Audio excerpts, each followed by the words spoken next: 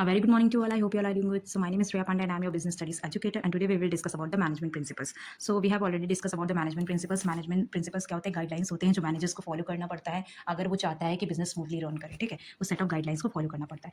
अब हम आते हैं अपने यहाँ पे इंपॉर्टेंस के बारे में डिस्कस किया गया है कि मैनेजमेंट प्रिंसिपल्स की जरूरत क्यों है, इंपॉर्टेंस क्यों है बिजनेस ऑर्गेनाइजेशन में. So providing managers with useful insights into the reality. ठीक है, जो मैनेजमेंट प्रिंसिपल्स होते हैं वो मैनेजर्स को एक सही रास्ता दिखाते हैं. ठीक है, कि कौन सा decision these principles guide managers to take decision at the right time. सही डिसीजन राइट टाइम पे ले और कैसा डिसीजन लेना है, और ये भी बताते हैं कि अगर आपने कोई गलत डिसीजन लिया तो उसके कॉन्सिक्वेंसेस क्या होते हैं. ठीक है, These principles improve knowledge, ability and understanding of the managers under the various managerial situation. Business organisation में कभी मैनेजरियल सिचुएशन जहाँ पर डिसीजन मेकिंग की जरूरत पड़ती है तो उनके ये जो मैनेजमेंट प्रिंसिपल्स हैं वो बिजनेस मैनेजर्स को हेल्प करते हैं कि वो सही से डिसीजन ले पाए. So that is called the providing managers with a useful insight into the reality. ठीक है, second one is optimum utilisation of resources. Optimum utilisation of resources मतलब कम से कम रिसोर्सेज में ज़्यादा से ज़्यादा बेनिफिट पहुंचाना कंपनी को.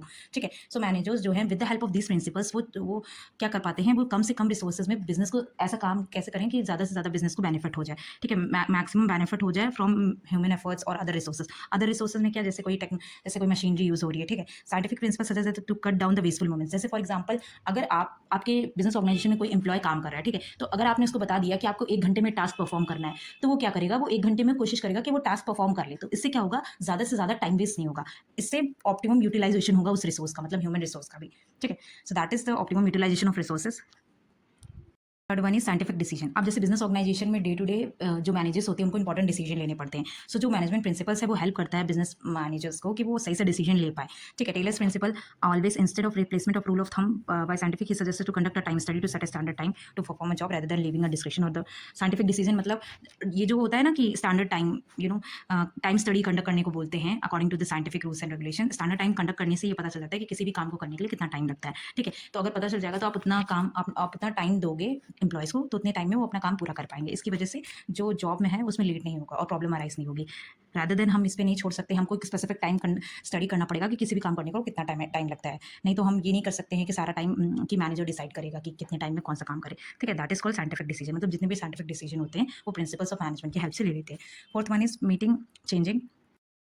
Changing environment requirement. अब देखो बिजनेस ऑर्गेनाइजेशन जैसे जैसे एनवायरमेंट चेंज होता है, देखो जितनी भी एक्सटर्नल एनवायरमेंट है वो भी बिजनेस को अफेक्ट करते हैं. ठीक है, internal business environment external business environment दोनों अफेक्ट करते हैं बिजनेस को. तो जैसे जैसे एक्सटर्नल एनवायरमेंट में कोई चेंजेस होते हैं वैसे ही बिजनेस ऑर्गेनाइजेशन में भी चेंजेस करना पड़ता है. ठीक है, अगर आपको मार्केट में सर्वाइव करना है. ठीक है, और जो मैनेजमेंट प्रिंसिपल्स हैं वो जनरल गाइडलाइंस है, बट अगर उनको मॉडिफाई किया जाए तो आप चेंजेस बना सकते हो ऑर्गेनाइजेशन में. फिर तो वन इज इफेक्टिव एडमिनिस्ट्रेशन. देखो एडमिनिस्ट्रेशन क्या है, टॉप लेवल मैनेजमेंट में आता है जो सारी प्लान्स और पॉलिसीज बनाता है. ठीक है, तो the management principles act as a guidelines for the various administrative power to have a systematic working in the organization. ताकि सारी चीज़ें अच्छे, जो मैनेजमेंट प्रिंसिपल्स है वो एडमिनिस्ट्रेशन को गाइडलाइंस देती हैं ताकि जो बिजनेस ऑर्गेनाइजेशन में सारा काम हो एक सिस्टमैटिक तरीके से, मतलब एक प्रोसेस फॉलो हो. ठीक है, जैसे for example principle of unity of command, scalar chain और यूनिटी ऑफ डायरेक्शन, ये सारे क्या है, प्रिंसिपल्स ऑफ मैनेजमेंट है. ठीक है, ये फ्यूल ने 14 प्रिंसिपल्स ऑफ मैनेजमेंट दिए थे ना, 14 फ्यूल के 14 प्रिंसिपल ऑफ मैनेजमेंट, ये सब उसी के हैं. Principle unity of command, scalar chain, unity of direction lead to systematic smooth functioning of the organisation. अगर ठीक है, अब इसमें बताया गया अगर unity of command avoid confusion for more bosses. Unity of command मतलब क्या होता है कि एक मतलब जैसे for example unity of direction मतलब होगा कि हर एक बिजनेस ऑर्गेनाइजेशन का एक ही डायरेक्शन है, एक ही गोल है, तो टुवर्ड्स दिस सब लोग उसी की तरफ से काम करें. यूनिटी ऑफ कमांड में क्या है कि एक ही बॉस होना चाहिए बिजनेस ऑर्गेनाइजेशन में ताकि सारे एम्प्लॉयज उसी की सुनिए. अब 10 बॉस बना दोगे बिजनेस ऑर्गेनाइजेशन में तो 10 बॉस 10 तरीके की बात करेंगे और 10 चीज़ें आपको फॉलो करनी पड़ेगी, तो बिजनेस ऑर्गेनाइजेशन में कॉन्फ्लिक्ट अराइज हो सकती है. ठीक है, six one is fulfilling social responsibility. Social responsibility, as I have already tell you that what is social responsibility. आपका बिजनेस ऑर्गेनाइजेशन सोसाइटी का पार्ट है एंड आप सोसाइटी के रिसोर्सेज को यूज कर रहे हो, तो आपका ये धर्म बनता है, आपका कर्तव्य होता है कि वो सोसाइटी को सर्व करना. That is called fulfilling social responsibility. Management training and education and research. On management training education and research, जो मैनेजमेंट प्रिंसिपल्स हैं वो ट्रेनिंग प्रोवाइड करते हैं, एजुकेशन प्रोवाइड करते हैं, रिसर्च कराते हैं. रिसर्च किस चीज़ के लिए, कि कैसे बिजनेस को मैनेज कर सकते हैं प्रॉपर्ली. और ये जो प्रिंसिपल्स होते हैं मैनेजमेंट के, ये बेस्ड होते हैं लॉजिक पे.